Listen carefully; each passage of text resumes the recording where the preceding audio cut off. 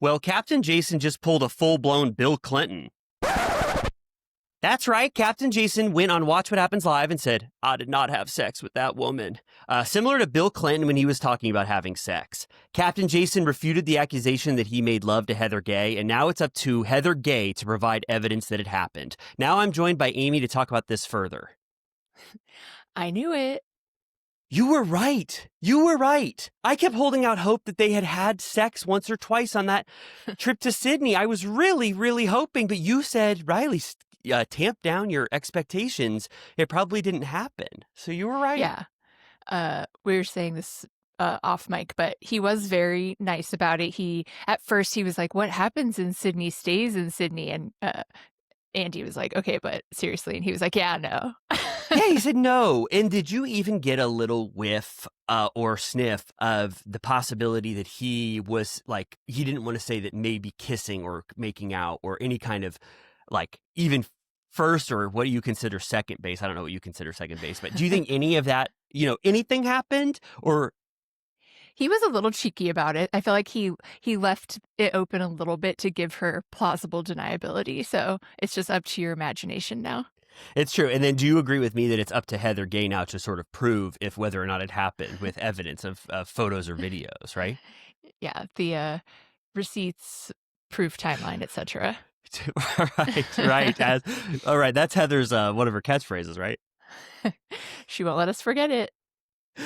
Well, so I guess this doesn't really impact you and I very much. I mean, it sort of sent Turtle Time headquarters spiraling for, a few hours. But as for me, I think that I allow that maybe he was drunk as hell. They're in Sydney, the place of like magic, and like Heather's staring there at him. He's drunk as a skunk. And then her lips are sort of puckered towards his and his are puckered towards hers. You imagine a kiss could happen, but the fact that it's sex, I agree with Captain Jason. I don't think that they actually went to some hotel and made love. You either? I like how you're giving every possible option. I also like when you say Turtle Time headquarters, because then I picture like the Daily Planet, like we're all running around with papers and typing and stuff, even though it's just me in my kitchen. And I think you're in, I don't know where you are, your bedroom. I have the worst fucking setup now. No, God. Oh my God. The idea of Turtle Time headquarters is like a dream to me, but no, we don't have anything like that. But you're right. I agree with you completely. Whether or not it was a kiss or a brushing of lips, it doesn't matter. Why did Heather say this? And I believe him that they didn't have sex. So case closed until we ask Heather Gay on the BravoCon red carpet to prove to us that she had sex with him. But other than that, case shut, Your Honor, for now, right? Yeah. We did meet her last time. She was one of the nicest ones. Oh my God. Have we ever, I think we told, this was an exclusive of 2 years ago, so I think it's okay to divulge it. But Angie, Lisa Barlow, and Heather were the sweetest people in the world, and their husbands were the sweetest people in the world. The husbands go, let us get out of your hair. We know who you really want to be with. And they just let their wives go nuts with us. And it was Heather being sweet, Lisa, and Angie K. That was one of the best interactions we had. Yeah, we caught them going from point A to point B. And we were like, excuse me, pardon me. We do need a group photo. Thank you. We became point B in a way. Yeah. So then they had to go to C. Right. So that's great. And we will ask Heather about that, obviously. So look forward to that exclusive on Patreon. And then, oh my God. Okay. So that was bad news for me because I was wrong. That was good news for you because you were right. Like always, good news now for both of us. You're going to like this. Over the weekend, or I don't know what the hell day it is, Cole McBee released to People Magazine. They let People Magazine come to the McBee farm under, I don't know what pretenses they brought people over there to say like, hey, we're having a new launch of some sort of product. But people got an exclusive there because they surprised them. And Cole McBee proposed to Casey, his longtime girlfriend and mother of his child, while people was there in this beautiful ceremony in that gazebo area that the McBee Ranch has. Did you see these photos at all? Beautiful stuff. I saw little baby Blair was in the hizzy. Baby Blair was being so sweet. She just started to walk, and she was right there when Cole McBee went down on one knee and said, Casey, will thy be my wife? And it had, did you see that that signs? There was huge signs saying, marry me, please. And marry me, McBee. Marry Me, the McBee. And it's just, and they're really piling up the hay in the barn, content wise, of what we are going to be excited to see on season 3. Wouldn't you agree? Yeah. Um, no, I mean, I'm happy for them. I will say that whenever I check in, my problem and why I'm unable to follow the McBees is that you'll do a little check-in looking for just some fun stuff, and then there'll be a bloodied deer that they're posing with, and I'm like, you guys, I can't be looking at this. We've talked about this as well. Every time I'll be like, I love having McBee, following him and seeing what's going on. And then all of a sudden I'll open my Instagram and he's just holding a bloody deer head up with blood covering his face. I'm like, oh my God, I don't like big game hunting like that. Yeah, it's like, come on, please stop showing that off. Keep that for your private friends. But he's so proud of it. You know what I mean? I know. He's it's just real, so proud. Difference in culture.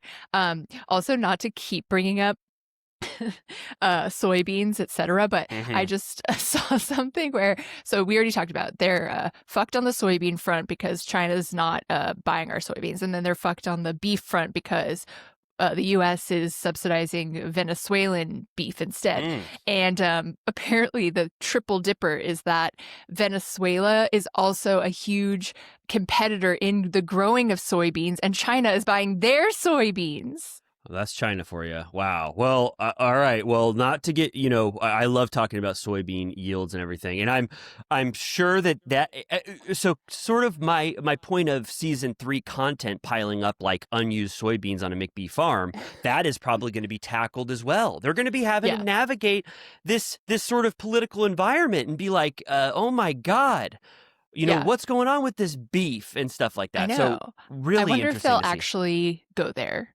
because I do think it's very relevant. Like, I can't open my TikTok without watching a video about soybeans or beef, or farmers in general. Do you think your algorithm might be sort of skewed towards soybeans at this point? TikTok is like, you like soybeans? But like, farmers in particular right now, it's like a huge topic. Like, they're on like 60 Minutes and like it's coming up all the time. So I'm like, they should cover it. Like, that would be actually interesting. I think so, but I don't too. know if they want to keep it more light or talk about the dad in jail and the Cole getting engaged. But I mean, I think I personally very much want to know how they're going to get out of this pickle. I agree with you wholeheartedly. They have to at least spend an episode or 2 talking about how the current environment is affecting all of their yields on the farm. So I think that they absolutely will, because it's sitting there like a ripe soybean for them to pluck. You know what I mean? Yeah. So I hope, in addition to the sort of the turmoil and the relationships and that kind of shit, that they're also telling us the status of farming. Yeah. Speaking of getting shit in for the season, I just want to say this before I forget. I'm upset that I don't think that Kris Jenner's 70th birthday will be included in Beverly Hills or anything, even though Kyle was there, Kathy was there, and Stephanie from Miami was there. And I don't think anyone would have been allowed inside with cameras anyways, but I would have loved to see some run up to that. Oh, I would have loved to see that too. I'm not, I don't know anything that much about the Kardashians, but I would have loved to see a little peek at what a 70th birthday for Kris looks like. You know, could you imagine the elbow rub, or what's that called? The rubbing elbows, and imagine them all singing happy birthday to her. You look around and Jay-Z is singing, and then Stephanie from Miami. Like, oh my God, probably the most sort of packed celebrity experience you could ever imagine in there. It was major. 0070 themed. Really? Everyone was in the spirit of sort of James Bond? Yes, and she had custom cigarettes. She had poker chips with her face on them. Unfortunately, I shouldn't be surprised, but she really is starting to run with a scary crowd. Mark Zuckerberg was there. It was at Jeff Bezos' house. I have to ignore that fact to enjoy the rest, but it did look like a banger of a party. Oh my God. I haven't even seen one photo of it. So that is, I really haven't, except that Stephanie photo you sent me, but my mind is just running wild. Jeff Bezos. No, it was like, name a single celebrity. They were there. Like Adele was there, Oprah was there, Beyonce was there. Justin just, Bieber. it makes me wish that Entourage was still filming, because I would imagine Vinny Chase and E and everyone being Johnny Drama would be like, my brother got my brother got the invite and I didn't. I would love to see how they would have navigated Kris Jenner's 70th. Yeah. So happy birthday to Kris. Wonderful, wonderful, wonderful. Next up on the good news docket, Tom Schwartz of Vanderpump Rules fame. We remember him, obviously. He's filming on The Valley season 3. Tom Schwartz, we all know him. He soft launched a girlfriend. He put a a photo of his hand in her hand, gripping the going wicked YouTube. Finger touch. Total wicked fingertips touching, and he goes, this is a soft launch with a hard handhold. And then the internet, I mean, it was pretty nonstop for about 48 hours of finding out who this person was, how long have they been dating. But this is a huge step for Tom Schwartz. You know, he didn't do this with the other. Oh, he launched the other girlfriend he had, but this seemed like a big deal to launch a new one. Yeah, I clicked through to her account. She is, of course, a model. Shock of the century. Oh, wow. I didn't know that. Wow. Yeah, I was just like, whatever. Nothing wrong with being a career model, but I was just like, that seems to be the only kind of gal that they will ever date again. Yeah. Well, yeah, totally. I agree with you. I didn't even think about that, but it's so true sometimes that these, Tom Schwartz or someone like them, I guess, models get in there, get in that sort of their field of vision. And Jax is definitely dating a sexy model next, don't you think? Totally. If I know Jax, it's sexy model territory next. And then you're talking about Tom Sandoval also. I think Victoria, or if that's Victoria was a model, I think, too. All right. I know. Well, I'm kind of shocked they're still together, frankly, but. Me too. They had sort of a whirlwind romance. There was a lot of troubles in the beginning. What else about Tom Schwartz? Anything else we know about this soft launch person besides? No, I just saw that one photo and it was on story, so it's gone now. So you'll have to Google it if you didn't see it. All right. Well, I'm excited. Let's Google that. I'm excited for, who. Yeah, I think it's good that Tom Schwartz has a girlfriend, right? I mean, sure. Why would I not like that? I saw that there was someone is on Disrespectfully that was sort of a surprise. Did you see that? Oh my God. I saw that they said, surprise, look who's here. But then when they showed the person. It's way less exciting than I thought. I didn't know who that was. In my mind, it was like Gypsy Rose or something, and it's just that woman from My Favorite Murder. Oh my gosh, yeah, I had no idea. They go, look who the cat dragged in, and I go, oh my God, I'm so excited to see, because they blurred out her face on the first photo, and then the second one was a reveal, and I said, oh shit, I would be excited, but I didn't know who that was. Yeah, Georgia Hardstark. I forgot about that podcast. Is that still on? My Favorite Murder. I listened to it like 10 years ago. It was like in the early pod days, early-ish. Favorite, was it called My Favorite Murder, you said? Yeah, with Karen Kilgariff. No, I haven't seen that. I saw this TikTok where Jennifer Lawrence, she's on the press run of the century, and she was talking about all the podcasts she listens to, and she listens to just pure true crime and murder. You saw that TikTok too? So I have to say, I got J-Law fatigue in years past, but frankly, I'm charmed. I'm back. Oh, I love J-Law. I never gave up on her. I've loved her since Winter's Bone. I said, who the hell is this coming out of this winter storm? Skinning a squirrel.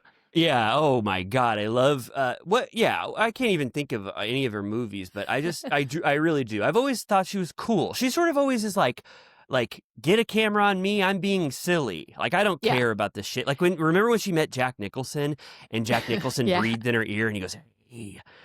He goes, hey, I know you. And she goes, oh my God, did you all see that? That was Jack Nicholson who just whispered in my ear. And I was like, holy shit, she is us. Yeah. She's also one of the few celebrities, I feel like you can count on maybe one, if maybe two hands, celebrities that are actual Bravo fans. Like, hit them with any question and they have a fully formed opinion that they can stand behind. I listened to her on Las Culturistas and she had deep opinions. Like, I trusted her. That's so amazing. We posted a wonderful viral clip of talking about Jerry O'Connell because I was like being a little stinker for 1 second. Someone was like, I don't think he watches anything, and he's just flubbing his way through all this shit. God. Like he has like iceberg takes, where if you asked him a follow-up sentence, he'd be like, oh, fuck, sorry, I don't even know who that is.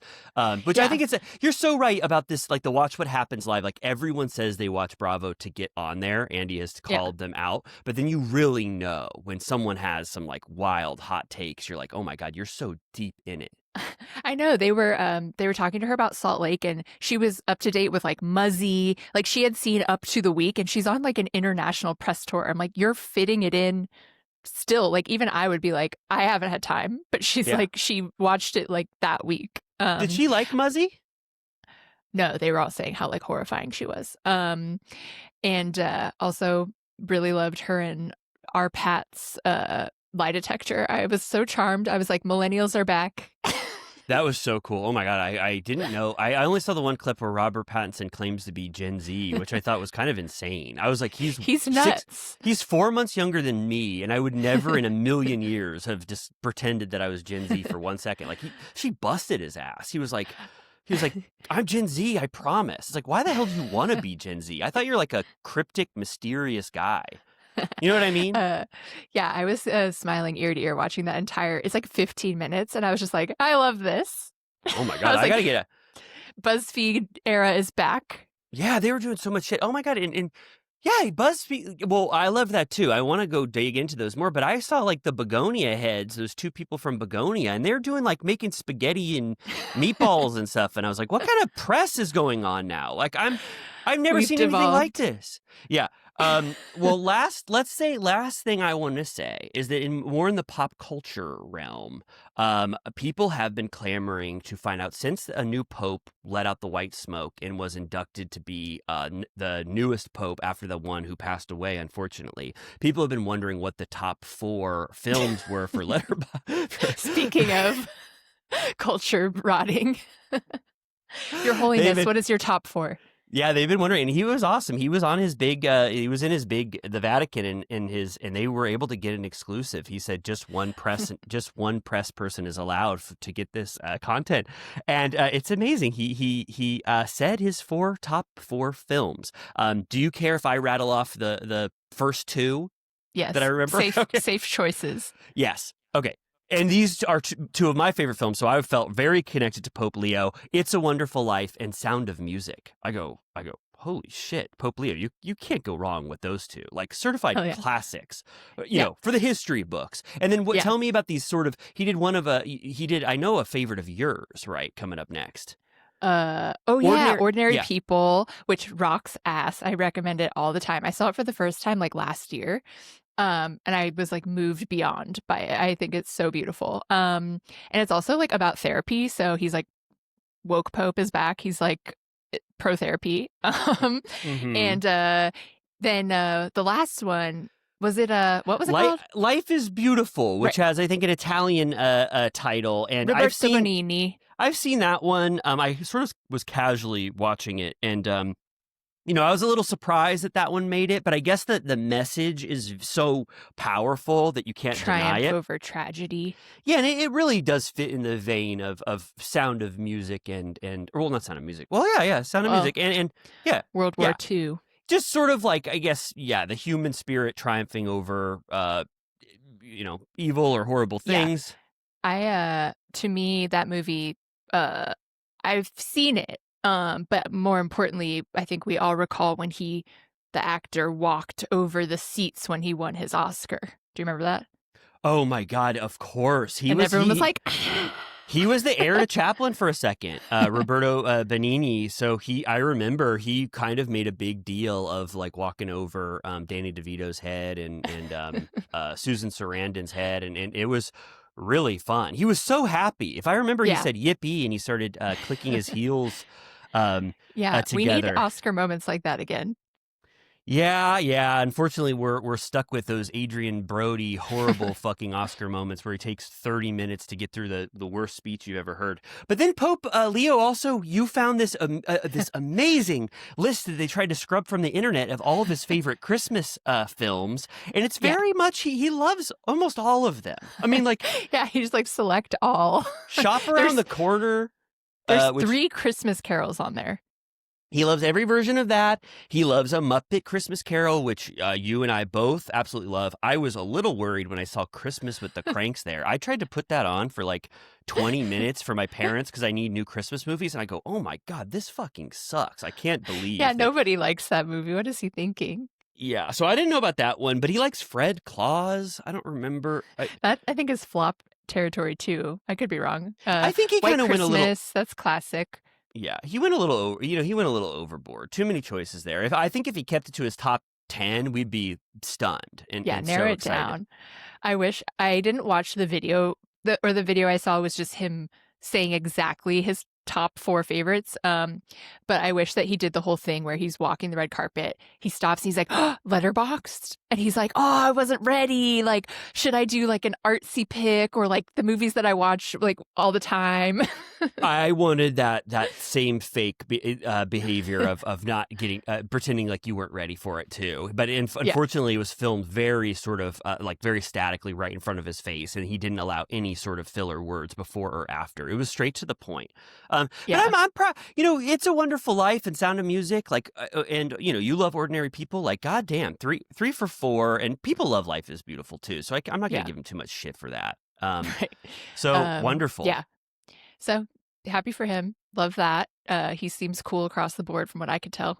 Yeah, I mean, so far, if I'm looking at these Christmas movies and those 4 films, I can't see a single thing that to say you're wrong about Pope Leo. But Amy, I do have to say one thing with you, a rare time where I have to, unfortunately, race to take a certified turtle piss break. I'm sort of brimming over here. Do you mind if we just take a pause and then we'll come right back?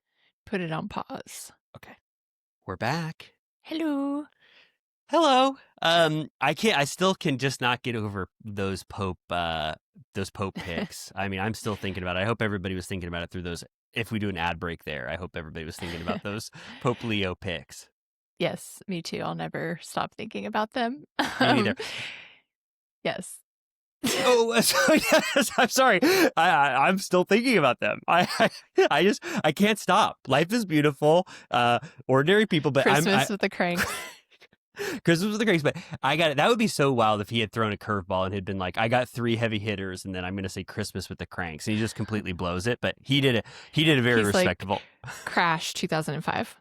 Oh my God, we'd be like, holy shit, Pope Leo, you were nearly there. They were about to drop the camera and turn the mic off, and then you said crash. But anyway, enough about that stuff. I mean, you all think about it on your own. You can pause Turtle Time and just think about it if you want. But Amy and I need to move forward into talking about this episode of Potomac that we have to recap.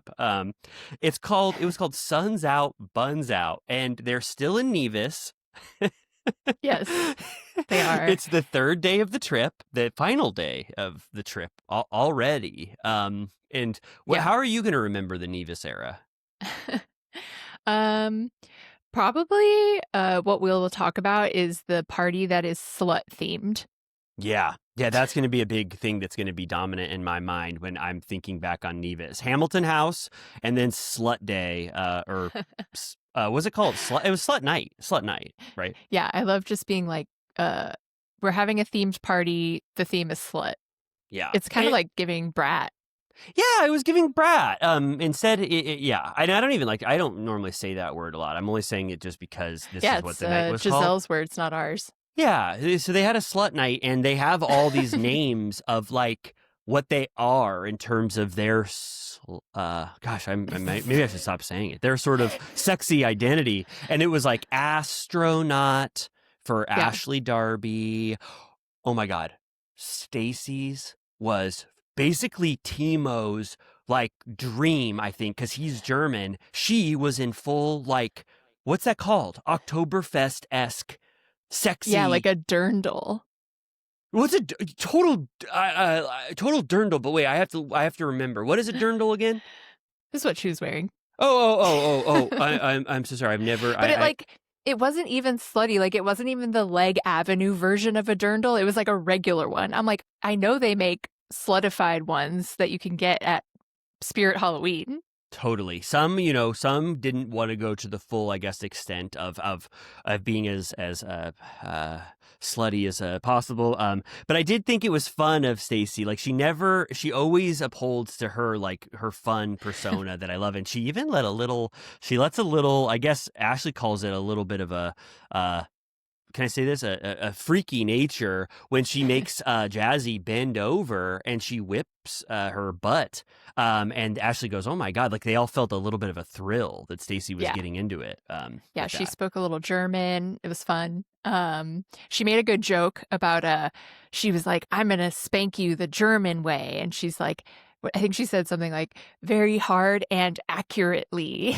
Oh my God. When you think about spankings from Germans, it's going to be kind of terse and hard, but then also perfectly on center with where your butt is. I'm glad that she did that. And Stacey is too, like I've said this before. She is just too endearing to count out. She's too fun. They missed the memo. It's like Giselle and Ashley didn't we're just wrong about her and how the viewers were going to see her, and they're finally starting to warm up to her. I don't even know what the hell Stacey did, but Giselle's like, "I'm going to officially give you a name now." Like it goes from you have no name on your robe, you have no name at the table, you have no name at there was a big, I don't know, another dinner table nameplate, and then by the end of it, she goes, "Stacey, you have really endeared yourself to me. I'm going to put your name monogrammed on something." Right. You know what I mean? And then Ashley has the same moment too, where she goes, "Oh, Stacey has a little bit of sexy playfulness that I like." So I feel like we're watching them acclimate to Stacey's personality finally. Yeah. She earned her keep, and now Angel is kind of on the outs. They also did early in the episode what I thought was going to be a gotcha moment, but it wasn't particularly interesting. They did producer cam, which I remember, didn't they do that on Atlanta, the Bolo night? They had producer cams. Like, apparently housewives are unaware that they still, even if the cameramen go to bed, that they put up spy cams anyways. But Ashley brings up the Chris Samuels thing after hours. And Stacey just says, "Yeah, like during my separation, I saw people, Timo saw people, and Chris was one of the people I saw. It's not like we had sex or anything. I just hung out with him." So it's like, okay, like, isn't that what you said before? Or did she just totally deny it before? She just said she knew it before. Yeah, it's like with Heather and Captain Jason, not to bring it back to that, but it's like, what is the extent that we're talking about? She has denied having sex with him, but are we saying that is making out horrible? What is going to make Monique mad? What are you trying to hold over her head? We don't know, but like we've already said personally for Turtle Time, we don't give a shit. Whatever she did with Chris Samuels, but she's clarifying she didn't have sex. I believe that she didn't have sex. She didn't have sex with TJ.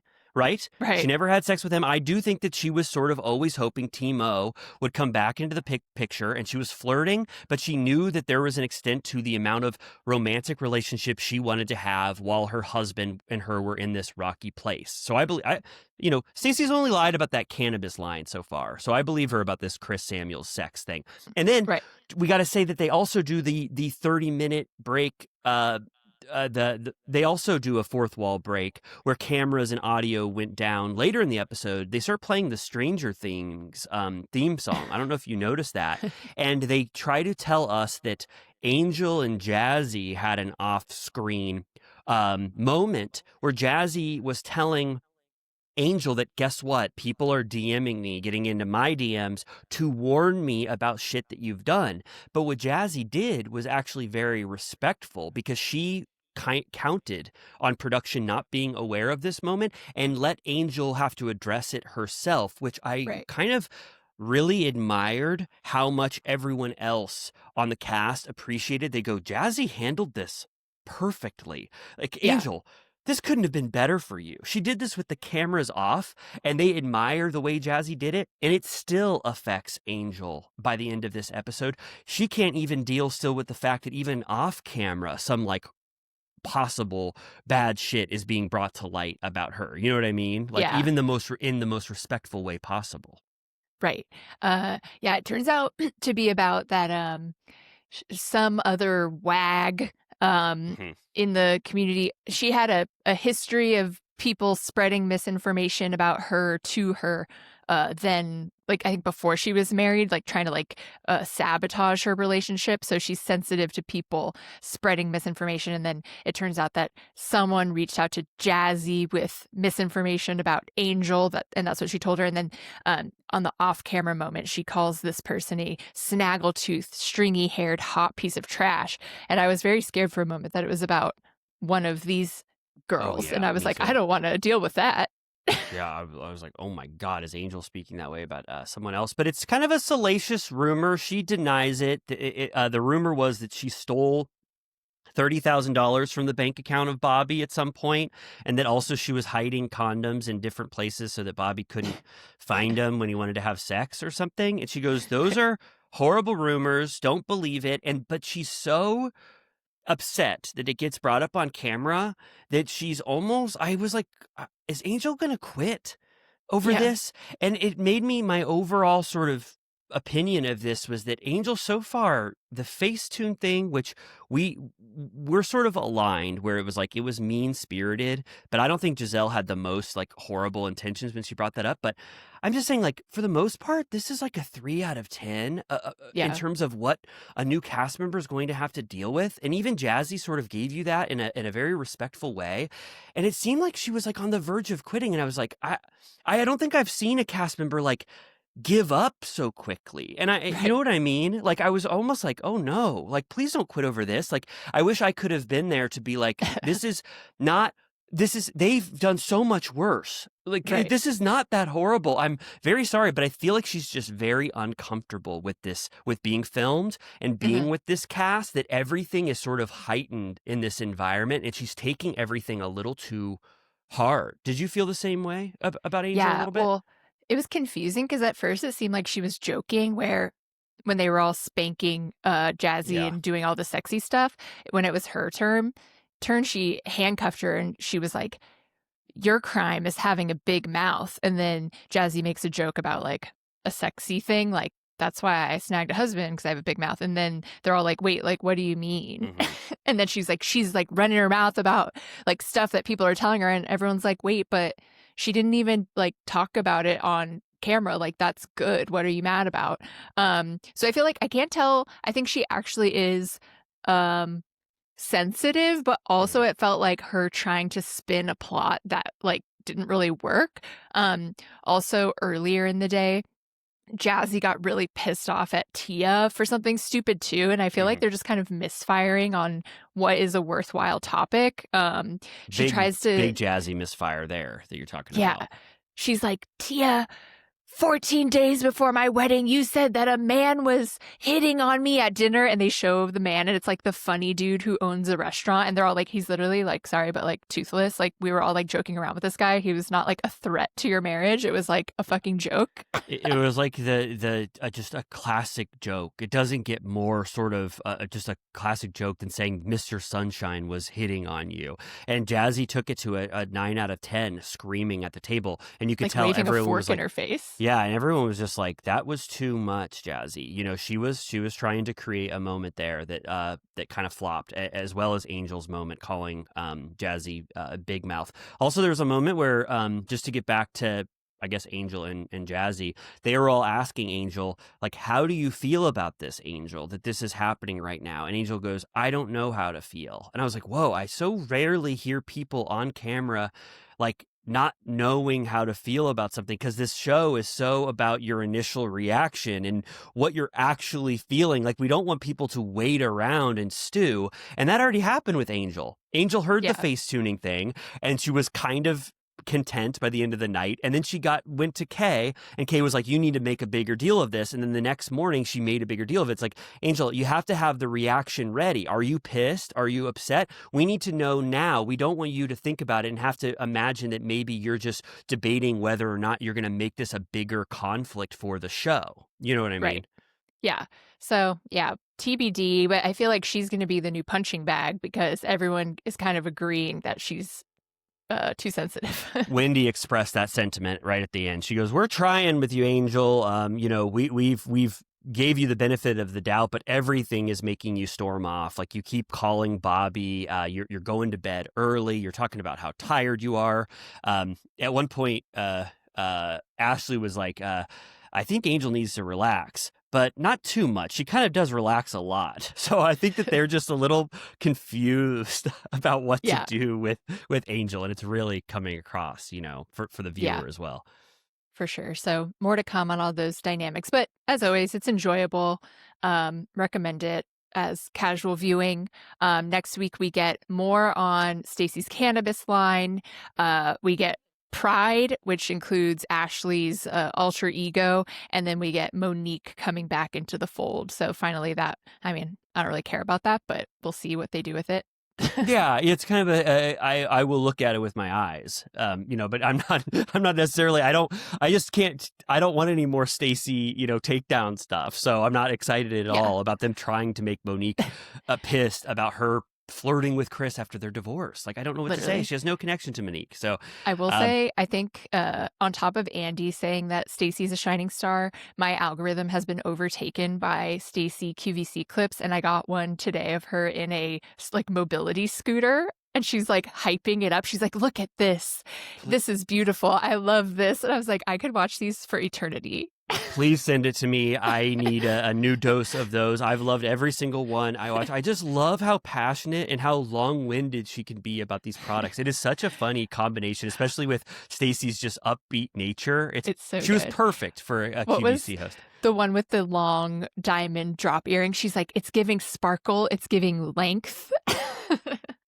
It's amazing. Well, please send me mobility scooter, Stacey. I can't wait to see that. And then now you and I are going to take another, I hate to say this, but I have to take another certified turtle piss break. I don't know what the hell is going on with me, but then we're going to talk about the Salt Lake City episode that debuted last night, which I can't wait to talk about. Amy, what are your expectations for this thing? Are they still going to be on the boat, or that's done?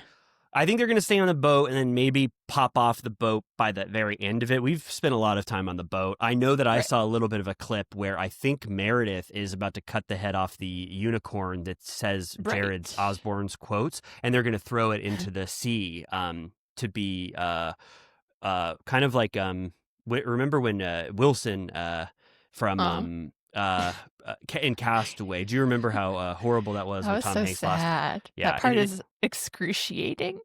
Because he imbued so much personality onto Wilson, metaphorically and also literally with his handprint and the hair. Yeah, you almost are grappling on whether it's worth it for him to risk his life to just swim over and get him, I know. I thought the same thing. I said, it was life worth living if you don't have Wilson, the volleyball. You know what I would have done? I would have really quickly done a quick prayer and said, Wilson's spirit just went into this leaf that's on my what was it? A big raft? You know what I mean? Yeah. Just been like, hey, you know what I mean? Just get that spirit, whatever you gave to him, put it on something that's on an inanimate object on the raft. That would have been a huge save. So I'll say this very quickly, but I just saw Frankenstein, and when poor little Frankie is alone in his little chained up area, he starts playing a game where he puts leaves into a stream, and then Mia Goth visits him and he hands her a leaf, and she's like, a leaf for me? Oh my gosh, that's so... Is it a sweet moment? Yeah, very sweet. She's the only one that understands that Frankenstein is a little sweetie. Oh, that is so cute. We've had so much Frankenstein stuff recently. Remember Poor Things was kind of Frankenstein-esque? I mean, come on. It's true. And now there's The Bride is coming out. Is that what it's called? Yeah, we've got totally The Bride. I think that's a Maggie Gyllenhaal, and she's letting her brother be in it. And her husband. And her husband in it. She's wanting to have some of her players that are in her orbit. Oh my God, you can't say enough that we have Frankenstein fever. Was Frankenstein good? That if film. You don't like Guillermo del Toro, you're not going to like it. It's exactly up his alley. Okay, he's so hit or miss for me. Like, I'll watch Pan's Labyrinth when I was 18. I go, oh my God, I just got annihilated by beauty. And then I watched Crimson Peak, and I go, this is one of the worst movies I've ever seen in my life.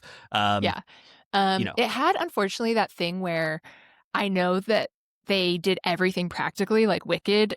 The same thing where because of the zhuzhing they do and the lighting and the after effects and stuff, it looks fake a lot of the time. And I'm like, you guys did it for real. Like, make it look real. Like, I thought like the tower that they're in, I just saw on TikTok that it's a real castle, and I'm like, I fucking thought it was fake. Like, Wow. they built like an entire like master and commander style ship. Like the interiors and stuff are gorgeous and the costumes are beautiful, but a lot of it, I'm like, I wish that I was able to tell in the moment for sure that it was real, but the way that they play with the look of it kind of made me feel Yeah. like it wasn't, and I'm like, Yeah. come on. James Cameron's like licking his lips over there because he's like, look at this guy who does practical effects and his shit looks faker than Avatar. You know what I mean? It's like, you don't He want to had give special fodder. thanks. He did. Their Oh, all right. Well BFF. then, oh, sorry. Okay, there's no secret grudge between James Cameron and Guillermo del Toro. But I'm just saying, you want to like one battle after another. Say what you will, but Yeah. like it's a testament to practical action set pieces and Sure. stuff. You don't want to make that look like shit because then Michael Bay would be laughing his ass off, being like, "Well, look what I do." You know what I mean? Yeah.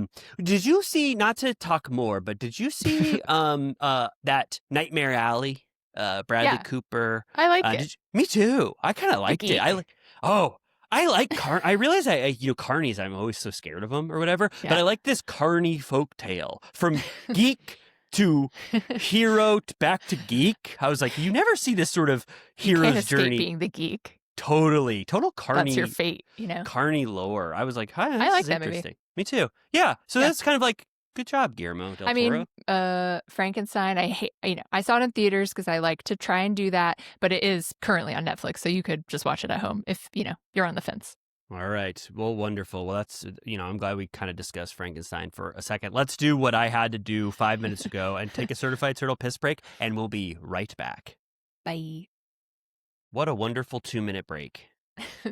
We're right back. I need to double check this, and I might put a little voice note earlier in the episode, but I think I accidentally talked about soybeans and beef regarding Venezuela when I meant Argentina. So don't get mad at me.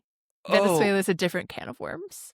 I am so sorry. I accepted it because I thought so much about Argentinian soybeans or beef that I was like, you must know something new about Venezuela that I haven't heard of before. But you're saying that's a whole other can of beans. Okay, well, a whole other can of soybeans. I don't think we need to do a voice note unless you want to, but now that you clarified 30 minutes later, 20 minutes later, I think that's totally fine. Hopefully we don't get a slurry of comments of people being like, I just paused the ep to correct you. I know that I'm wrong. I hope that they bear with us for just a little bit longer before that correction. What the hell did you think of this? I don't remember what the hell this thing was titled, but this wonderful, sort of wonderful, odd, mysterious episode of Salt Lake City. What did you think of this thing? It was fun. I think it was called Unicorn Overboard. Oh, yeah. Oh, right. Of course. Oh, how could I forget? Yeah, because that is a thing that happens. We've been touting that unicorn being thrown overboard, but that's sort of like... They sort of buried the lead with that title. I wanted to know everything more about this horrible. It was like Meredith committed it was like a true crime story was being unraveled at a certain point of where they were like, Meredith, they were like, where were you when Meredith was pulled out of the plane and had to be put like, did they say that she had to be like, they were hinting that she like had to be like helped off the plane, weren't they at some point? Did you hear that?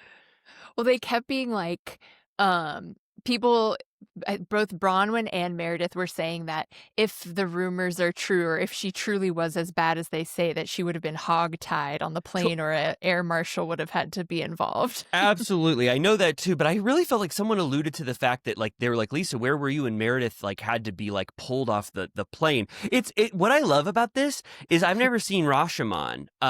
And I don't think it's anything like this, but I do love that it's up to me and you and our views of these people, these cast members that we love, to sort of determine the truth of this thing. And I have a lot of thoughts. I'm like, where is the truth here? Because there's some discrepancies, there's some different little factoids. Heather's sleeping. It's almost like Clue, or I've never played that either, but you know what I mean? Where it's like everyone is telling you a certain version of the story. Oh, like those shitty murder mystery games where you're like, I couldn't choose have... your own adventure.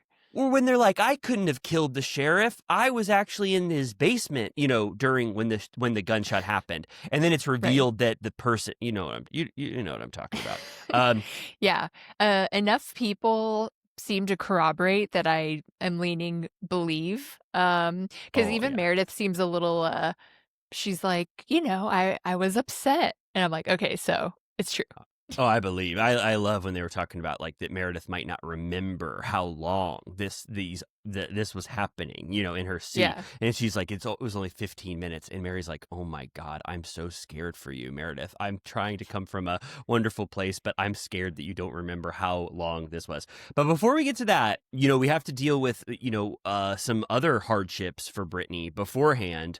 So we kind of predicted, or I don't know if we said this, but it's the end of this trip. We couldn't last any longer on this yacht. So it's kind of like the final morning wake up, and they got like maybe 4 hours or something, and then we're let off the boat in like the first 20 minutes of this episode. Yes. Right? Yes. Pretty much, right? Yeah. Yeah, there's some aftermath from the night before. Meredith is saying to Lisa that Brittany is disgusting, and similar to that character from The Wizard of Oz, she has no brain. And Lisa goes, "Oh yeah, the Tin Man." Holy she shit. led you astray, Meredith. She couldn't be more wrong. Of the three, that is the completely wrong part that the Tin Man is missing. He famously is missing a heart. Remember, he makes the Scarecrow beat on his chest to see if there's no heart there. So they meant Scarecrow. Yes. Remember the Tin Man gets that really cool like enamel like clock heart when they hook everybody up with a in Oz, they're like, we've got what you need. I always remember coveting the little, like, almost jewelry that he ends up with. Yeah. Do I remember? I'll never forget. It was amazing. I'll never forget when the wizard puts that on him. And does the Scarecrow get marbles that represent brain? No. You know what I'm talking about? Like do they do brain surgery? What do they do on him? They all get like a symbolic artifact to represent what it was when they are able to kill the Wicked Witch. Oh my God, I am like kind of champing at the bit to see Wicked for Good, just to kind of get how they explain away this Wicked Witch that I saw in Wizard of Oz and how she, is redeemed. I won't say anything in case anything changes, but me and Riley might be seeing it next week. We'll see. Yeah, we might be seeing it in person at a special kind of event, and I can't wait to see it. I was loving this little Wizard of Oz wink, and then I'm watching it and I'm going, they're talking about the Tin Man. They don't know which one is missing what. But then there's a Wicked for Good broomstick witch flying on my screen as I'm watching it. I'm like, the true synergy, integration. It's amazing. And then they go, Brittany also, she thinks she's a damn Disney princess. And then, is it Whitney with her or no, Bronwyn? No, Whitney. Who's leading her on in this scene? I don't remember. Someone's leading her on, getting every answer wrong. I think it's Bronwyn. And they go and they say, what was they saying? They say, they go, what Disney princess would she be? And Meredith's like, probably a really stupid one. And it's like, what are you talking about? There's no stupid Disney princess. They're all wonderful in their own way. But they were really sort of, they were really comparing her to a lot of fantastical stuff for a bit there. Yeah, she's in their head rent free. Then Bronwyn goes up to Meredith and she's like, I got the unicorn. I'm going to bring it to your room. And Meredith is like, I don't want it. And they're like, I think the unicorn longs for the sea. And so they put on some more inflatable costumes. I don't know how many Bronwyn brought. She had like 10 of them. They do a shark and a lobster, and they go onto the deck and they almost get blown away. But I thought it was kind of sad. They chucked the unicorn into the sea. I was like, that's grade A littering, first of all. Yeah, this was, I wrote evil. This was horrible. This was an awful decision. It's a classic when two people get together and one has a little mean inkling and then the other one reinforces it. Total folie à deux here, where like, I feel like neither of them would have done this on their own. And then Bronwyn really sparked it. And then Meredith was like kind of trying to be cool and thought it would be a great idea. But both of them, I know that they felt bad after this. Like this sort of hurt their soul a little bit to do this. It was a very sort of bullying, mean thing to do to Brittany. I couldn't believe that they actually threw this thing off when they did. It wasn't like them. It doesn't seem like it was true to their character, but they were just so pissed at Brittany that they thought it was like representative of Jared, so it would be okay to throw it off, but it wasn't. I mean, not in any way. Yeah, I not to step on it, but I kind of had a feeling that even if we didn't see it, that production probably wrangled it back. Like, I had a feeling that they knew they would get shit for just throwing something into the sea, you know? Yeah, I didn't. Yeah, I didn't understand. I didn't really get the Daisy part. I need when Daisy the yachty comes back and goes, "I found this soaked up in the water." I gotta know what really happened. If they saw that on the captain's log or whatever, it says big floating object. But I didn't. I just I didn't also think that they would probably tolerate this. I was like, Yeah. this would be like if on in a trip to Mexico on Vanderpump Rules, if someone was mad at Sheena and they threw her frog in the No, water. that would be way worse. But why though? It's like the exact same thing. We don't know the Because she's symbolic had that value. thing since childhood. That's like But an OG stuffy. but Jared, it didn't have Shay's voice in it though. This had Jared's voice captured within it. You know what I mean? Like we don't know the sentimental value. If I brought a stuffed animal and you brought a stuffed animal and one of them got thrown off the boat, who are we going to justify? Don't even get me started. You know, I have a sick relationship with stuffed animals, and I really what's that called? Like anthropomorphize? Oh, you anthropomorphize? Yeah, give of them course. human traits. I don't know if I've never been allowed to go in your bedroom. I didn't know that you anthropomorphized. I don't have I only have a couple, but me and Jimmy, not to sell him out, but his parents made him go through his shit at their house recently, and he just came home with a trash bag filled with stuffies because he was like, they were going to get rid of them. And I was like, they never can. That is so sweet. I mean, I just always picture things like Toy Story, and like, could you imagine if those things all did have hearts and souls, and they were like, we're in a garbage bag. I hope that we get to be redeemed, back with Jimmy. I'm and then go free them tonight. You should let him loose out of that bag. But what I'm saying is that you said Sheena's frog is so much more dear to her heart, but we really don't know that. I mean, that's objective. What? No. I mean, I'm just saying that, like, I just really feel like this was so ill-advised, and anyway, and I felt like the reaction was appropriate that Brittany has later, but we don't have to get to that now. They have a very boring lunch. Yeah. They kind of get into it. Meredith calls Brittany a pea brain, says that she has a bigger issue with Whitney for participating in the Seth TikTok conversation. Brittany's like, there's a double standard. I meant to tell you that in kindness, which is a funny thing to say because there's no way that's true. But Meredith is like, if you touch me one more time, I'm going to freak the fuck out. Like you can already tell like how she's like agitated. But and then Bronwyn tells us that because she flew in separately, that meant she got to fly out separately. So she's not part of this flight from Hades, as Whitney calls it. And they didn't reveal, do you think they'll reveal the cash tip amount on the under or below deck episode? Oh, absolutely. And it better looks be thick. Oh, it was huge. And she called it a small favor or whatever, but I was like, that thing looks like the thickest envelope I've ever seen. Captain Jason is going to be doing that thing where you have money and you put it between your thumbs and let it flap in the wind. They're going to show us every single dollar because they earned it. I was wondering why Meredith said pea brain to Brittany, but you had already sort of workshopped a bunch of new stuff. Tin Woman, Disney Princess or whatever, and then she sort of resorted back to pea brain despite her and possibly Bronwyn, going back and forth. Yeah.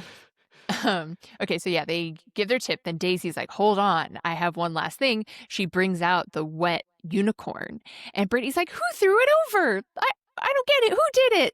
And Bronwyn takes the full brunt. She goes, I did it. It was meant to be a joke. I'm sorry. And then Meredith is like, Uni wanted to go for a swim. Yeah. But you can tell. I mean, I know like mean bully psychology because I've seen it for years on the faces of a bunch of people who have tried to do horrible things to me in school. And you could tell that they regretted those actions. Like no one wanted to fess up. They were so embarrassed and uncomfortable. Bronwyn decides to be brave, but you know that she's it sucks to say this so bad. And then when Meredith says he wanted to go in the water, he had tanner and makeup, self-tanner and makeup all over him. Like you could tell that she was trying to justify it in some way to get out of culpability, but they know it's so wrong. And Bronwyn goes, we thought that you would you would laugh at this like it was a joke, which is like, the joke is that you would never know what happened to your unicorn that we threw over into the water. You would just never see it again. And then Whitney stands up for Brittany. I loved it. I don't even remember what their alliance is at this point, but she's like, how the fuck was that supposed to be a joke? And I loved the authentic anger at Bronwyn and Meredith for doing something like this. It felt like they were supporting Brittany, because they're like, even no matter what alliances we have, that was fucked up of you two, and you know it. And then that sort of solidarity with Brittany sort of continues as the episode goes on. There was the start of it right there. Yes, for sure. Okay, so this is where we get the initial learnings that Heather says that Meredith was raging and making a scene. It started at the airport. She was out of her mind. Angie says that she was yelling, screaming, crying, making a scene. And they gave us the seating chart of the plane at one point. So it's like Angie was in the front, and then there's like there was a little bit of space. And then it was Mary and Whitney, then Heather. Then on the other side of the aisle, it was Brittany, and then behind her, Lisa and Meredith. So apparently, everyone was saying that they were like jostling her seat, pulling her hair, splashing her with wine, yelling at her to show them the TikTok. Just like, it sounded like total fucking chaos. Like, I don't understand. And they're doing it. I mean, the producers and editors did such an amazing job because they don't have the footage. So they're doing these funny true crime, sepia-toned true crime recreations where they have a seat being jostled, they have hair being blown, they have wine glass where it looks like Jurassic Park, that drip is dripping in it or whatever. They have all these beautiful recreations to try to represent this chaotic scene that Meredith, had on this plane. Very, very funny. And it's like 5 minutes of them sort of recapping their version of events. It was like perfect. I've never seen anything like it. Pretty much everyone says, like, Mary says it was happening, Angie says it was happening, Whitney says it was happening, Heather says it was happening. But we have to say, if the murder mystery got host or whatever was there, and they were like, when did you sleep, Heather? And when were you sleeping, Mary? And they'd be like, well, I fell asleep for about 1.5 hours. And it's like, oh, is that when the wine spill happened? You know what I mean? Like, Heather, at one point, she starts to go like, I saw every minute detail of this. And Mary was like, I did too. But then they're like, well, you were sleeping. And Heather even admits that she was sleeping for a portion of it. You know what I mean? There's a group think going on towards the end of it where they're all sort of creating the master narrative when 2 or 3 of them weren't really there. They're sort of putting it all together against Lisa and Meredith. Right. Yeah. Meredith says more than once that if it were as bad as they're making it sound, she would have been arrested by an air marshal. And I'm like, I mean, it would have to be pretty bad for something like that to happen. Like, it could be there's something between nothing and air marshal. Yes, of course. Of course. Whitney says, that people were complaining and she was saying, Meredith, please stop. I mean, I guess, should we talk about the worst version of it? Sounds really bad. It sounds like Lisa and Meredith were screaming nonstop, saying, show us the TikToks, pouring wine over her head, shaking her chair so that she couldn't sleep, going back and forth up the aisles and tapping Brittany on the head, yelling constantly. And then Brittany was just there sort of sitting in fear, hoping that it would end. That's kind of the worst version of things. And I guess we can wait until Lisa sort of describes her version if you want, should we? Or should we just talk about what the scale of it could be? I mean, she does, Lisa, the first thing off the boat is Whitney telling Justin how crazy it was and Lisa telling John how crazy it was. So once Lisa said it, I was like, well, she's saying it before she's even in the hot seat. Yeah, I guess it's where Lisa's story, which we'll talk about when she tells her version to Heather, of like where I'm like, okay, is there some doubt entering the courtroom here? But I agree completely that I've seen Meredith now enough times go from 0 to 100, which I never would have thought until Brittany said that accusation. She does sort of ramp up pretty quickly and start screaming if she's offended. Like when Brittany was recording in the car, she was the one who screamed the loudest of anyone. So I can sort of imagine that she might have popped a Zanny bar and been really, really in turmoil about the TikTok thing and that being on camera, and then sort of, going nuts for a extended period of time, and it felt like forever for the cast members, on the plane. Right. I Yeah. I believe that is something like that happened. Yeah. Kind of crazy that if it went on for as long as they say, that one of them just didn't switch seats with Brittany. Yeah, yeah, I know, and there's some stuff where I when Lisa starts to tell her story that I take into evidence as well. But they said that Brittany was just sort of in shambles at the end of it. She was a puddle of tears, is how multiple people described it. She couldn't believe it. She was trying to sleep. She was trying to watch whatever in-flight entertainment there was, and Meredith could not stop shaking her seat and screaming Yeah. into her She's ear. like, I'm trying to watch Moneyball. Fuck you. Yeah, yeah, totally. She was probably trying to watch. Yeah, I definitely thought Moneyball or something Devil very Wears similar. Prada. Yeah, it's just one of those classics that you'd watch on a plane. And then the producers also have them put in their text messages, which is also very funny. They keep making that the earthquake shakes happen on them, and it's like it's more evidence that like they were texting about this during it Right. to tell us that this was a huge deal. Yes. So we get a Heather and Brittany sit down where Brittany is so jumbled by this experience that she says she's hardly slept or eaten. She feels like she's been hit by a truck. Heather is like, I can't believe what you've been through. There's no way to justify how you were treated. I wish you would have woken me up. I would have stopped this. Like, they're making it sound like she was literally brutalized, like really bad. And she's crying. Brittany's like, the flight attendant kept checking on me to see if I was okay. Meredith's like, yeah, she's okay. You can go back to your area. And then the minute the flight attendant leaves, she's shaking the shit out of Brittany's seat. It's like, yeah. So Heather is sort of, Heather is, again, she's the moral voice of this group. She's the one who always gives the speeches. She's the one who ends the seasons. This is sort of her being the moral authority on this behavior and condemning it. It's almost as if you'd think this was reserved for Jen Shah, a resurgence of Jen Shah again, and how Right. she was treating people, the way Heather is kind of trying to calm Brittany down, throughout this, and really mark it as a horrible thing that no one should Right. ever have to have happen to them. Yeah. Brittany's like, Lisa is just as culpable as Meredith. I do not want to see her. Heather's like, I agree. I am 100% on your side. Anything that comes down the pipeline, I will be in support of you. And they say, I love you. And I was like, damn, like a true alliance.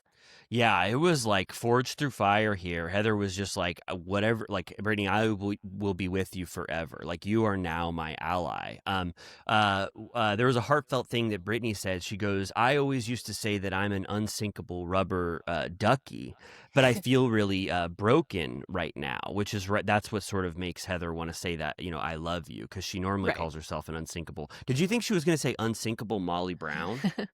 Yeah, that would have been cool too. Yeah, right. Because that's the only unsinkable sort of thing I know when you're going to say three Yeah. words together.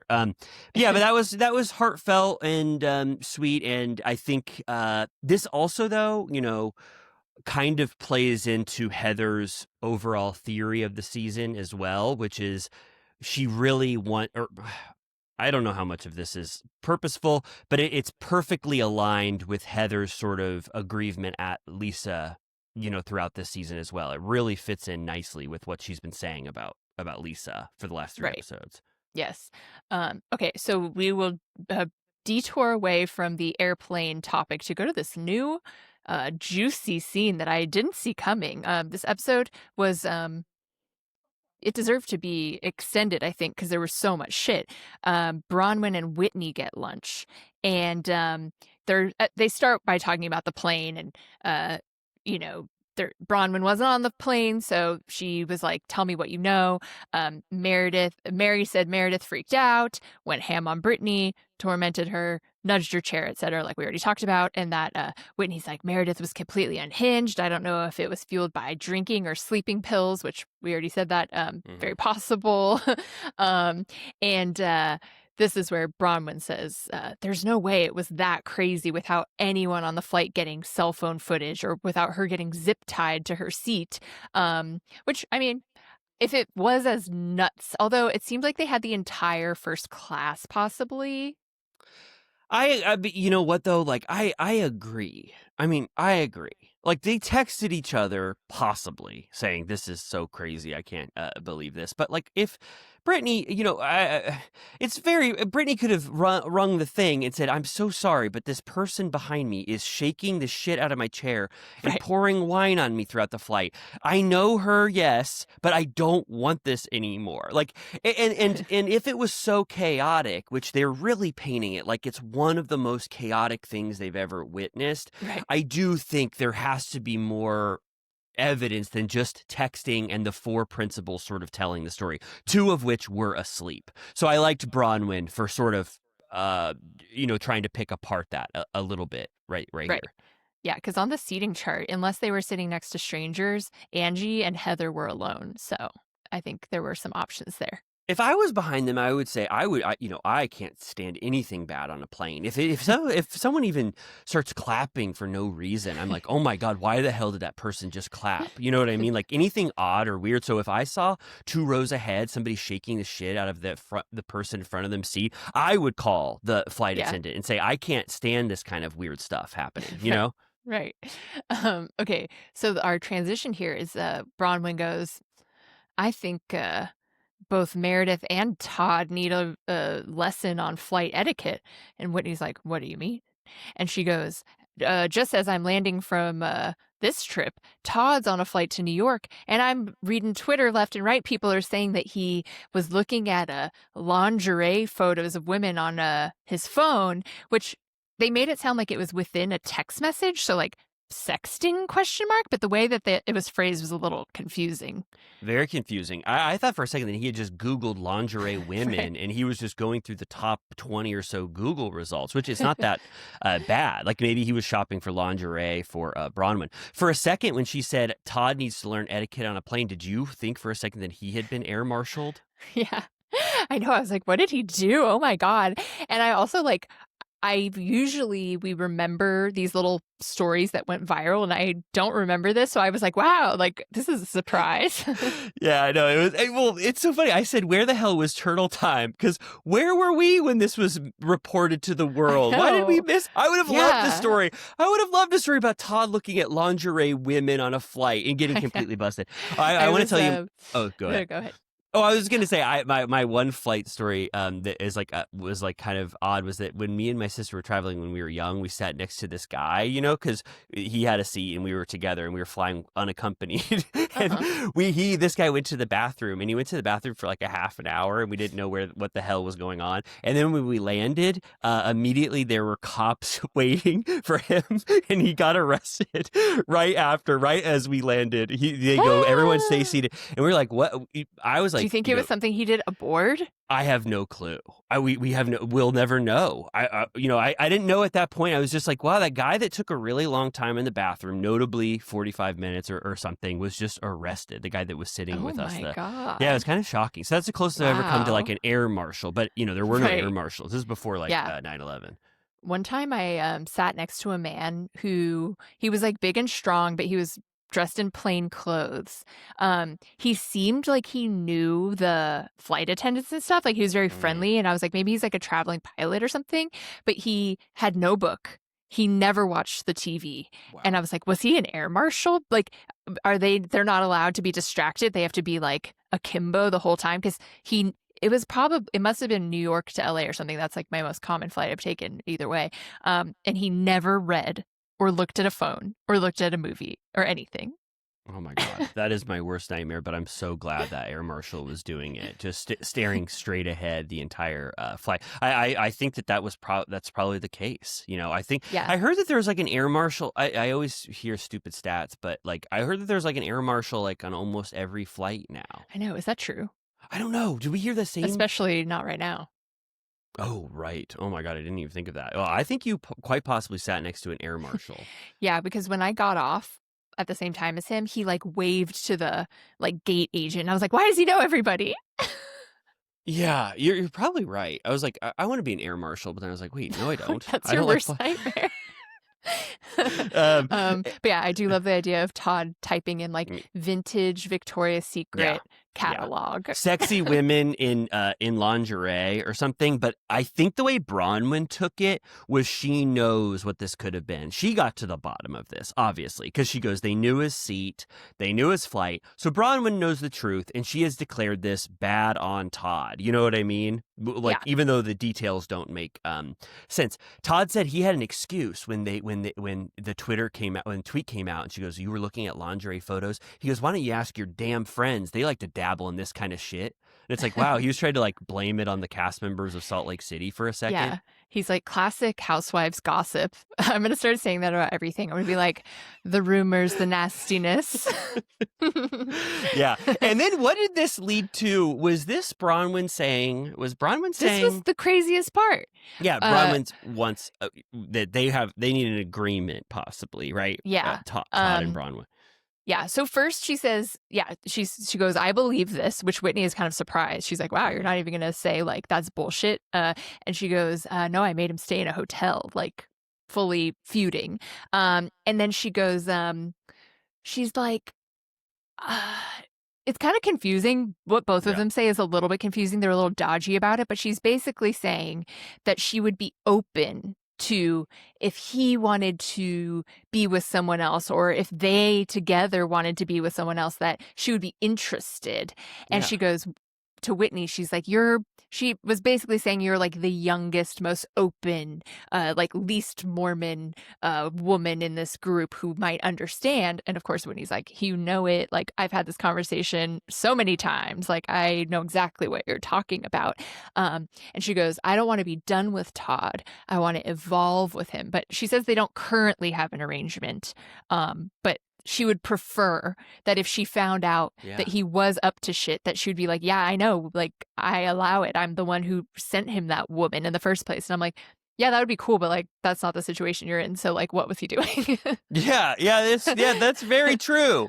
Like, that sounds really cool, that new agreement that you're gonna draft. But he was also, he was looking at lingerie women, and this makes kiss/fart gate sound a lot more real. I mean, right? I mean, now she thinks that he was doing something bad on that plane, so it opens the possibility even more so that he does cheat. Have dalliances with adultery.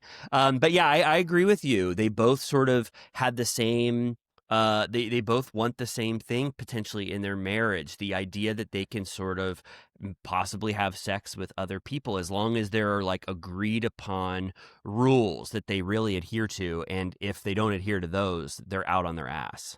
Right. Yeah. Whitney alluded to them having, she was kind of saying that her and Justin have a bunch of swinger friends or something. Like, she's like, we have a lot of friends that get up to all kinds of things, and we've been inspired by them, and I really like the idea of these things. And she says that they're not open, but then she goes on to say that they are. Yeah, right. It's like, we haven't drafted the agreement yet, but that's really what we're searching for. If you were in an open relationship, would you want to choose the person? I think I would want to know potentially as little as possible, which means that I don't want to do that. Right. I don't think I'm ready for this step. I mean, Megan and I like are that evolving. It's like, Megan and I are. I feel like in 2025, it now feels like you're not cool if you're not into that stuff. But I'm like, can I just like not? Well, yeah, like this is until Bronwyn sort of opened my eyes to this sort of, arrangement. Like, I wasn't thinking of it, but I was just thinking about the logistics now. And I was like, I don't really know. I certainly wouldn't be the person that'd be like, this guy looks amazing. I think, that, right. You know what I mean? I'm wondering for people who have open relationships, what the percentage is of significant others who choose versus people who say, I don't want to know anything. I just want to cheat, or I just want to not cheat. I just want to have sex with people outside of the relationship, but I don't want to know shit. I mean, I can see that if that's your thing, you would feel the fact that you were involved made you feel like it was less of a betrayal, because you're like, it's something we did together, and there's like a kink, like almost like a cuck thing to being like, totally. I like this girl for you, like I'm gonna think about it or something, but like, I don't think that's my thing. Yeah. Well, yeah, it's probably not mine either, but, this just sort of opened the door a little bit, or not opened a door, but it left it slightly ajar. Well, I just want to say, people comment, if you're in an open relationship, let us know. Is it more about on YouTube or Villa Rosa VIPs? Just say open relationship.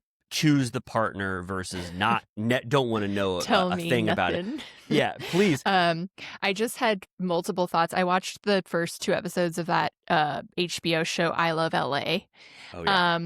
And there's first of all, I thought of it when you said you thought that Todd was Googling lingerie, because there's a scene in it where a girl finds out that her boyfriend was like soliciting someone for boob pics, and they're like, just Google boobs, like Oh yeah. just Google boobs. And then there's another character that is a gay dude who is hooking up with someone, maybe a boyfriend, I'm not sure, and the boyfriend is telling him about the like grinder date he's going on later, and it's a little bit like what we're talking about, where he's like, look at this guy, like his sideburns, and the other guy's like, oh, are you into that, whatever, and they're sort of making fun of the guy, and then later in the episode you can tell he's like a little bit butthurt about the guy going out with someone else. So it's like at first he's like, yeah, I don't care, that's awesome, and then later when he's alone he's like, oh. Oh wow, wow! I can't believe those plots. Wow, that's really interesting. Are you liking that show so far? I like wanted to hate it because I want to be like, I hate these people, and then I was like, LOL. Oh, good. I'm glad. I'm glad it sparked joy for you. This isn't important at all, but have you popped into the chair company? It's kind of the counter programming. I think you'll like it. I think it's very silly and funny. I feel like watching Tim Robinson, if you like him, he delivers on what he does always. He's delivering in the chair company. I think it's so funny. Oh my God!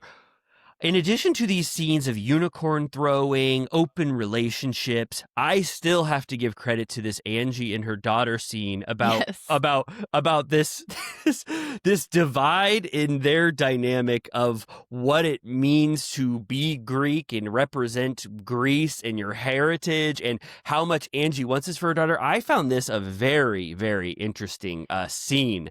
Like I was just like, I was just like, oh my God, I could watch so much of this. I think Elektra was a perfect scene partner with Angie for this scene. It starts out with Angie selecting a bunch of things for Elektra to go on a trip where she's going to be doing horse type stuff, horse riding. She's an equestrian. Total equestrian. And then Angie says, like, okay, I'm doing all this wonderful stuff for you. Did you know that as an equestrian, it's an Olympic sport, and if you get to a certain caliber, you could compete for Greece and be a Greek Olympian? And that's when Elektra is like, put my coat down, Mom. Why the hell would I compete for Greece and be represented by Greece? I'm American. I'm from the United States. I don't identify with Greece like that. And then Angie, who this is the biggest thing in her world, and she cares about her heritage and she talks about it all the time. It really hurts her feelings to have her daughter downplay her Greek heritage like this for the rest of the scene. Right. Yeah. I will say though that a lot of people, this is not me speaking out of turn. I don't know how well funded the Greek equestrian team is, but a lot of times people will go, if like their parents are Romanian or something, if you don't make the US Olympic team, you can potentially second choice go to your native, like your parents' native land it might be easier to get in. So it could be like a life hack to, if the U.S. equestrian team, I assume, is like some of the best. They're all like rich people. So maybe if she couldn't hack it there, then Greece is a viable option. But I understood what she was saying. Jimmy hasn't really been watching this season or doesn't really know Angie. And he sat down for this part and he was like, is she Greek? And I was like, very. I was like, that's the number one important thing about Angie, is that she's Greek. And I love that she was like, to Elektra, she's like, you should be so honored to be from the land that began civilization. Yeah.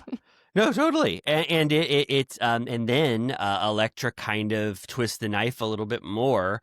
But I completely understand where Elektra is coming from too. Like I get it. Yeah. I see both sides of this of what's going on here. But Elektra goes, I identify much more with Sean's parents. Her grandparents on that side. They're horse people. They're horse people. They cut, yeah. Like she was like, I'm sorry, and she's not even trying to offend her mom.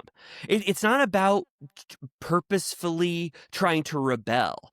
It's just Yeah. that I'm sorry to tell you right now, mom, but right now I have more an affinity with that horse riding heritage in my life, and being Greek doesn't mean very much to me right now. And then Right. Angie is doing everything she can to be like, I also, when I was like you, I wasn't as uh I didn't want to be as Greek as I do now, and it's just something that I want to offer to you. But you can just tell that Angie's feelings are so hurt that Electra won't sort of take on the Greek heritage and sort of be celebratory of it. And Yeah. she doesn't really give her mom anything in the scene. Right. I am kind of surprised that Angie doesn't already have her dual citizenship. I would have assumed that she did. But I love this. And then it was sad when Angie brought up her mom and that she doesn't really know much about her mom's side. Because I'm like, I feel like got to be a big part of why she's obsessed with her roots is because she lost her mom so early. So I'm Yeah. always like, that's sad. But I also respect that Electra, I think the way that Electra talked to her about this, I find much more like she's like a normal kid that feels like she can talk to her mom. Like she's not a little pod person. She's like, I literally don't care about being Greek right now, which like what tween does. Yeah. That's like Yeah. not your thing at that time. I thought so too. It would have been perfect because they're already going to go to Greece. It would have been Yeah. so cool if Angie had been like, Electra, I know you're not fully sold on Greece, but we do have a cast trip coming up. I would love if you would like to go in addition to all of the cast members, and I can sort of show you your heritage. Yeah. That would have been a very natural fit for this trip, but I don't think Electra is probably going to join them. No, but I can't wait for that. Okay, so now we have two more lunches talking about the fucking plane. It's Heather and Lisa, and then Meredith and Mary at the end. So Lisa shows up. They give her the late timestamp edit. She's super late, which doesn't even come up. Heather doesn't even call her out on it. Remember when that happened to, was it Teddy and Dorit, where she was late as fuck, and it was like a whole plot line for a year that she was an hour late. Yes, I do remember that. Yeah, Heather only mentions it once, but I think she's used to it. It starts out very awkward because Heather has been fuming and thinking about this and talking to Brittany and hearing how horrible this was for Brittany. And Lisa knows that she did something wrong, but she doesn't know to the extent that the other cast members are talking about it. So there's this kind of standoff in the beginning of the scene of like, what are we going to say here now? And Heather is just acting, or not acting, but she is very disappointed with Lisa at the start of the scene. So she's not giving Lisa anything. Lisa's kind of having to have that awkward sort of energy with Heather to start the convo. Right. But yeah, she does say regarding the plane and Meredith that it was a lot, but she claims that she didn't do anything to Brittany. She did not gang up. She's like, isn't Brittany going to take responsibility for anything that she did? And Heather's like, wow, like blaming the victim. How dare you? And Lisa's like, you're not my God. You're not my judge. And she's really feeling defensive about this. When Heather asks about Brittany getting splashed, Lisa's like, I'm the one that got splashed. Meredith spilled fucking wine all over me. And then it didn't get on Brittany. And she's like, it got on Brittany. And then she kept claiming every little thing was like, no, like when we got up from the seat, we grabbed her seat and maybe it got jostled. And I'm like, I don't know. Yeah, I'm between them now. Like I think I don't want to just defend Lisa Barlow nonstop with my whole life, but I do believe the truth lies somewhere in the middle. Just because Heather cannot admit that she didn't witness this whole thing, she says multiple times, she goes, I saw everything, both eyes, unblinking. I saw every action. And then I swear 20 minutes earlier, she said, I slept for an hour and a half. And when I woke up, I heard screaming or whatever. And Mary was far away, but I believe that they saw stuff. I believe that they heard yelling. I believe that Lisa said, show her the TikTok, show her the TikTok. But the wine spilling, There's no way Meredith spilled wine on Brittany purposefully in the seat in front of her to get back at her for this. I believe that Meredith was chaotic, going nuts. I believe that she was emphatic. I believe that she was possibly zanned out of her mind. And I think that she made a lot of erratic movements in this unhinged 45-minute possibly rant. But I don't think that she was specifically making Brittany the target, like actually harassing her, because that would be so wild for Brittany to like endure that the entire time.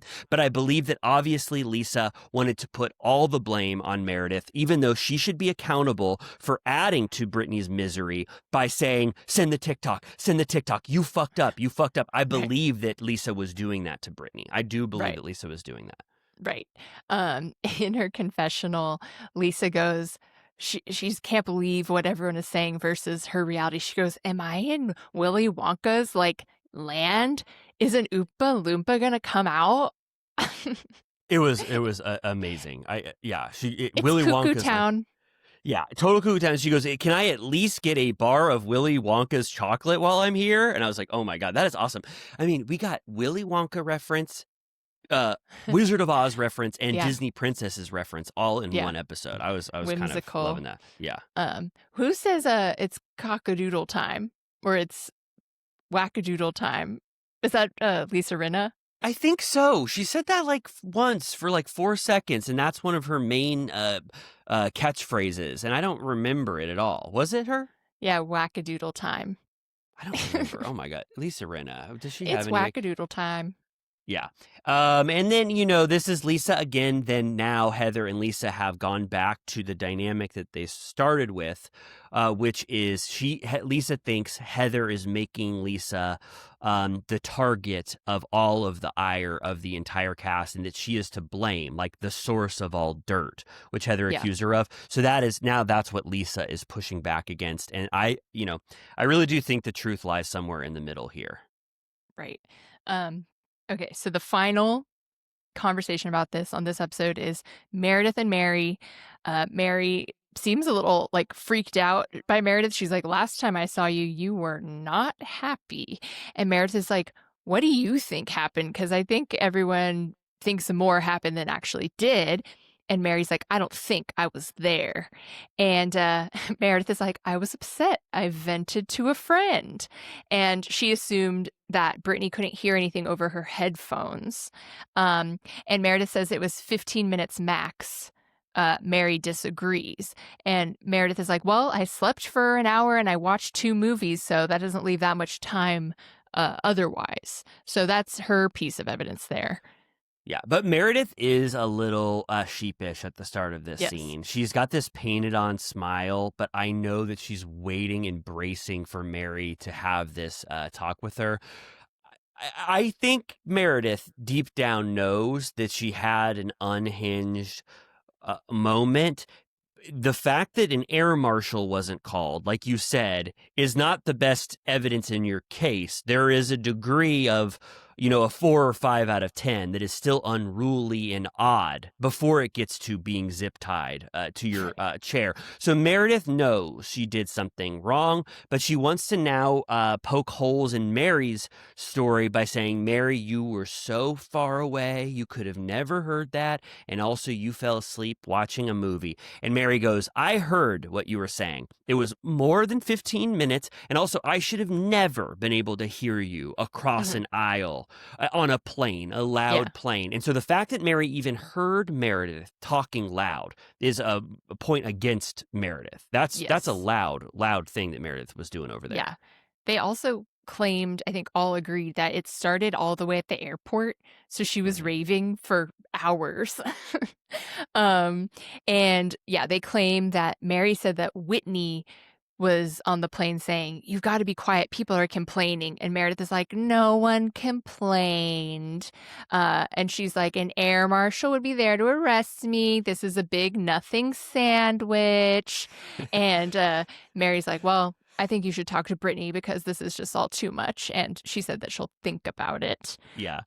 Mary is Yeah. very, she has a very concerned, she's Yeah. very concerned in this, which I think it's true because Mary doesn't like odd behavior. She kind of calls it out. And if anyone, even Angie, who she loves, when Angie was going nuts at that Yeah. Rose dinner, she calls her out. She doesn't like stuff like that. So I felt like Mary was just really trying to speak to Meredith deeply and be like, I think you need to apologize to Brittany. And the fact that Meredith didn't say, this is all fake, you're all lying, I'm never fucking apologizing to Brittany. She thinks about it. She says, I'm going to debate this, but she's going to apologize to Brittany in the next episode because she did something wrong. And I swear, I want to, Turtle Time listeners, did someone allude to the fact that Meredith had to be possibly escorted off the plane because she was so in disrepair? I thought that was one of the anecdotes, but I maybe was just getting so kind of shocked by every detail that maybe I heard that. What trip was it on? Was it last season where she was on the bus and was so fucked up that they had to help her off the bus? Remember? Yeah, no, I do remember that. Was it when she was tripping and flopping all over the curb or something, right? When they were trying to get out of the bus. Her. I mean, we have, and no offense to Meredith, we talked about this, but crying and barfing, tripping up curbs. She just said that she stubbed her toe in a bathtub and fell backwards into a big bubbly bath. And then now she's doing this, almost getting air marshaled on a plane. This is enough. This is enough. Smoke. It's a real problem. It's a problem here, Meredith. I don't know what is going on, but there are some behind the scenes things that people are commenting on, and even Lisa, your staunchest ally, who was with you, talking to Brittany during your time of need. Even she agrees that you were unhinged. So that means something. Yes. There is a big coming up on what do they call that mid-season trailer? Grease is coming up. They show Bronwyn. They go, Bronwyn, you're not wearing your ring. And she's like, they cut to a clip of Todd going, I don't know why you keep talking to these women. It's nobody's business. That should be that's his house husband's tagline. He always just says some version of that all of the time. But that means something. I mean, countered with that scene that we just saw, or coupled with that scene that we just saw. I mean, damn, just take the ring off. Yeah. We get a fight between Jared and Brittany where she's like, this is why I keep breaking up with you. You get Lisa and John Barlow arguing, and it's all spliced together masterfully with Mary doing this intense sermon. So I'm looking forward to, I've been waiting for her church to be back in the mix because that was such a big part of her story before. But it looked really good. Yeah. Oh, it looks so awesome. I mean, I was stunned by this episode. I was like, holy shit. Wait, I was like, I liked that last episode and the one before that. And then this added it had the yacht shit that I already loved. And then added a mystery, a plane mystery. It was, it's and amazing. And then the open marriage thing, it was a bounty. And then we even talked about the Angie Greeks, the heritage scene. It's like this had everything. It was so good. It just blows away OC and all the other shit. This is fucking awesome. They're pulling the rabbit out of the hat every single time. I'm astounded by every season. I'm so proud of them. I can't wait I'm going to tell them at BravoCon if I ever get to say, I'm going to be like, we're watching the season. It's so awesome. Thank you all so much. Yeah, they really care about that stuff. I told JT from Southern Charm that he was a great new addition, and I told Jen Pedranti that she was having a great first season, and she was like, "Thank you so much." Oh my God, yeah, I'm gonna try to say that kind of stuff, and and then it'll be interesting to see Todd sort of walking around oh my God. at BravoCon too, and what we're gonna ask him if we see him. I hope he's wearing a bedazzled Vegas style jacket to match Bronwyn's kookadoodle outfits. Me too. Absolutely. Well, great. Well, I gotta say, in terms of the Turtle Time mission, I think that it was absolutely fulfilled by covering news, by recapping 2 different episodes of Bravo shows. I think we did all of that. And so now I would give us about a B+. for what we've done here. And then now I want to say, if you enjoyed this, I'm going to make this very quick, but there is a Patreon that we have where you can pay a certain amount of money. And either way, no matter what you pay, you get access to a recap series where we are recapping Vanderpump Rules. We are in season 8, and if you buy it now for this month, you get access to the entire archive, and also you get to participate in our discussion boards where you can just comment anytime you like, and Amy and I see it, and we love it, and we laugh to ourselves. It's just a beautiful, wonderful community, and that's how you can really just take Turtle Time to the next level. Yeah, it's awesome. I recommend it. If I weren't me, I would do it. We also are always asking for you to rate and review. It helps us a lot. And we have some fun new merch on our Etsy, so go check it out. We're going to be wearing it all day long at BravoCon. Yes, please do all of those things, or just even give us a thumbs up on YouTube or a comment. We love it all, and we'll see you back for our Friday episode. And we love you. I got to just say goodnight. Good night.